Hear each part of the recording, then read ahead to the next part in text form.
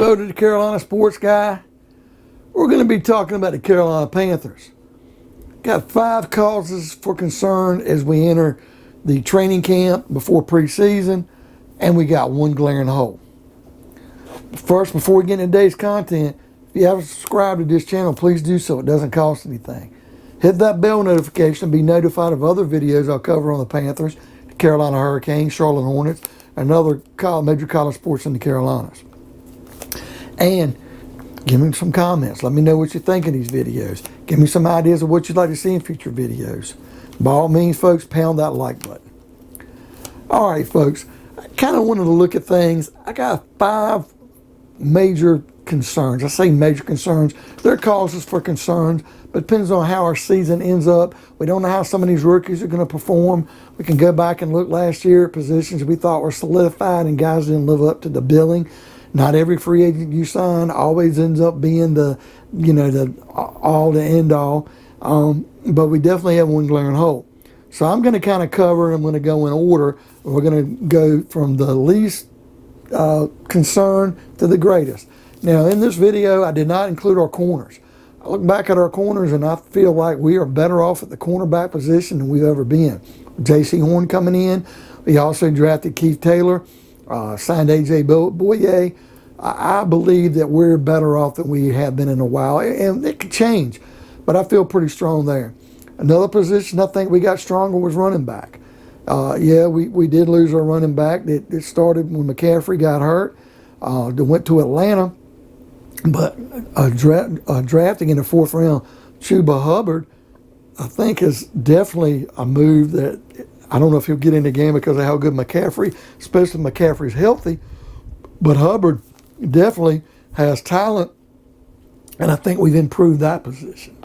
We can look at some other positions of note and think that we're pretty strong there.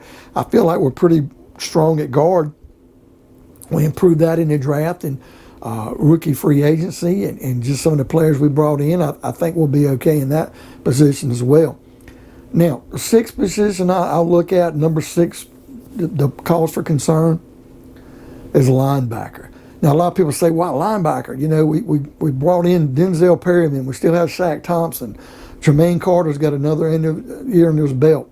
But remember, we're moving Jeremy Chin from linebacker to safety. Now, depending on how things go, Chin could end up going back to linebacker. And we did get an undrafted free agent in Patty Fisher.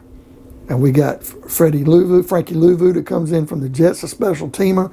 Christian Miller coming off the COVID list. I just feel that, last year we looked at it and we had a guy that came in, Tahir Whitehead, and we thought he was going to be good, and he looked terrible. So hopefully Denzel Perryman won't follow in his shoes. And it's just a cause of concern. I think we're going to be better than last year at this position. It's just a cause of concern because if we repeat what we had by bringing the free agents in and they don't live up to par, if Christian Miller hasn't gotten any better, if Frankie Louvu is nothing more than a special team piece, Patty Fisher being an undrafted free agent, if he can even make the roster or the practice squad, if Chin does stay at safety, is Carter going to be any better? He was in Rule's doghouse at one time. Shaq Thompson, is he going to be the same Shaq? Perryman's the key here, folks. Perryman comes in and does better than Tahir Whitehead and can come in what you think he can be, then we'll be fine here. Number 5 on the list, I'm going to say is quarterback. I like the fact Sam Darnold's here. I think he'll be better than Teddy Bridgewater. I still think we should have finished with Cam last year and let it play out. I think we did make the right move, though. I think Cam's his injuries have beset him a little bit. I just think we owed it to the guy. But we cut Tommy Stevens recently, and I thought he was going to make the 53-man roster. Is Will Greer really going to be our 3rd-string quarterback? Is P.J. Walker, has he progressed any? Is he strong enough to play in case Darnold's hurt or doesn't play up to standards? So I've got that as a 5th major concern because I just don't know if Sam Darnold will be the man. I think he will. I think we'll be better than last year. And like I said, folks, we don't need him to be great. We just need him to be better than last year. Okay? If we're better than last year, we're okay. But if we have an injury, and if he goes down because we're decimated on the line, if he doesn't play up to par, it's really going to be a major cause for concern. But right now, I think we got other major reasons for concern. Number 4 is one that I don't think we really addressed, Joey Sly. Now, Joey Sly can get a little bit better or be consistent, will be fine. This won't be an issue. But if Sly does last year, because you got to remember, it wasn't all Bridgewater last year. There's a couple games we could have won or at least tied and went into overtime, and we should have won a couple more. But Joey Sly missed field goals. A couple of them were long. Kind of hard to knock him for a longest field goal in NFL history attempt. But a couple of attempts he made, he just flailed on and didn't do well. So if he doesn't get any better, we're going to have to bring somebody in, whether it's off the street or a free agent, some kind of way. But Sly is a cause for concern. It's not a major cause right now, but it is a cause for concern. Now, getting down to the final 3. Number 3, center. I did say center. Not worried about his interior line as much as I am center. Matt Paradis did an equitable job last year. He was fine. But it is his last year of his contract. If he gets hurt or if his game decreases, who do we have as a backup? Is this Tecklenburg guy we got on the bench, is he even going to make the roster? Is he going to be someone we can plug and play if Paradis does get hurt or if he's injured or just doesn't live up to par? Now, I have heard talk that David Moore, the undrafted free agent from Grambling State, is going to play guard first and look good, that he can play some center. But we're also talking about a guy that's probably better fitted for guard, and you're talking about an undrafted guy, you're bringing him in and letting him play center. I'd rather have Paradis play out the year and let David Moore get a little bit of reps and some backup and spot fill in at center, but primarily let him play guard. But if Paradis goes down, or for some reason he slips, and it is his last year, what are we doing at center, folks? It is something to think about. Number 2 to me was one position we did not address, and that's safety. Yes, if we move Jeremy Chin completely to safety, right away you're killing one of the 2 positions in safety we need. It's going to take care of that problem with no issue at all. He's going to be an all-pro, I think. But what if we have to move him back to linebacker? Is Justin Burris the answer to the other safety? We kept his contract. We kept him around. We didn't draft anybody, but what if he plays like he did last year? What if he slips some? Kenny Robinson, he's thought of a little bit of defensive back playing safety. Can he give us anything?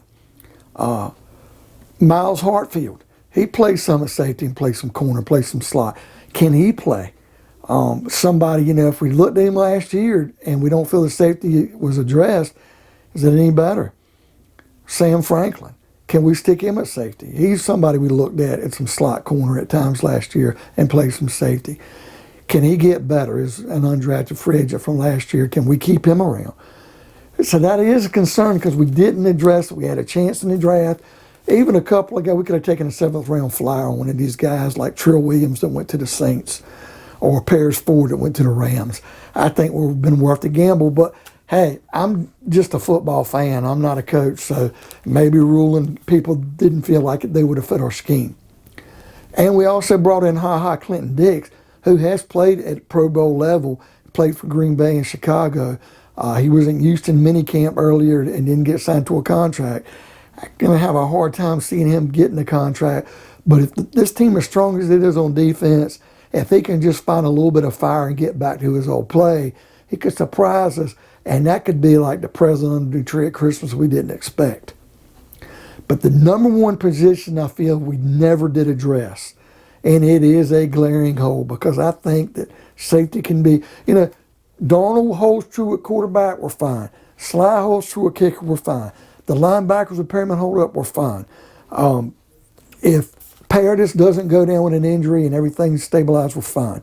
The safety, if Chin goes back there and plays, we don't have to have him at linebacker, we're fine.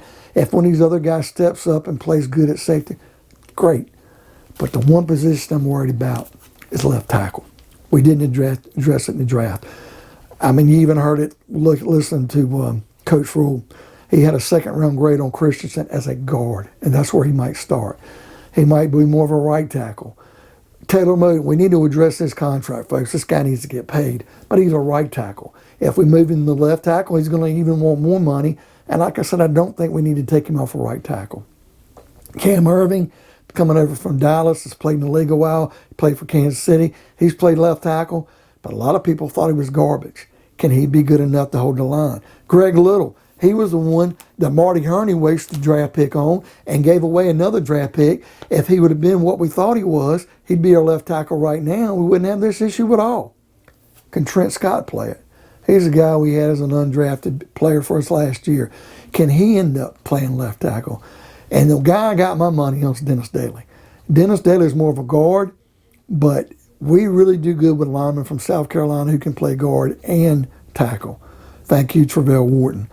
Dennis Daly, I'm hoping he can play left tackle and be more than adequate. Because if you ask me, that is the one position.